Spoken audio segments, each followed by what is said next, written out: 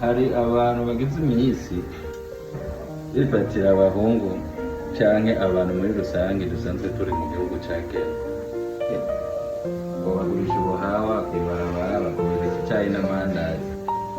Burya murazi neza abo bantu bagurisha ubwo buhawa amahera bafise, murazi neza ugatumba inzu bubaka ingene ziba zitagase kubera buhawa bagurisha. Kuko mugomba gusuzugura abantu dusanzwe duherereye mu gihugu ca Kenya, na cane Chimamanda Moses hamwe n'uwo bitwa Winnie Sandra. Ko abakobwa muri Saudiya mwomugoje mwihaye bipostinga muri gusa, ifata amashusho muri gusa mukarungikira abantu, murigira mwumva abahungu canke abantu mu gihugu ca Kenya tugira ico dushikirije kuri ivyo bonye.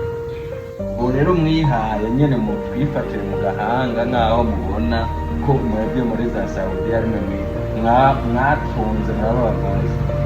Uzi ko hari umuntu ari ngaha mu gihugu ca Kenya, uwo mushahara ukorera iyo wonye muri Saudiya awukorera mu ndumwe canke mu ndwi zibiri, amureka kuza mugayana. Iya nabo bagurisha agahawa n'abantu abarundi nkamwe, n'umurundi nkamwe, ava amaraso nk'ayo muva, none mubatangaza gute? Yani uko mubona batagira ababavugira nabo. Oya ivyo tugiye kubigwanya rero, ibintu ntibigiye koroha. Tugiye gushira natwe ivyanyu ku mugaragaro, yaba Chimamanda yaba uwo ari we wese. Ico azokora nico n'undi azokora, twese turi bamwe, ntawe kuza mwifatirana mu gahanga kubera iki?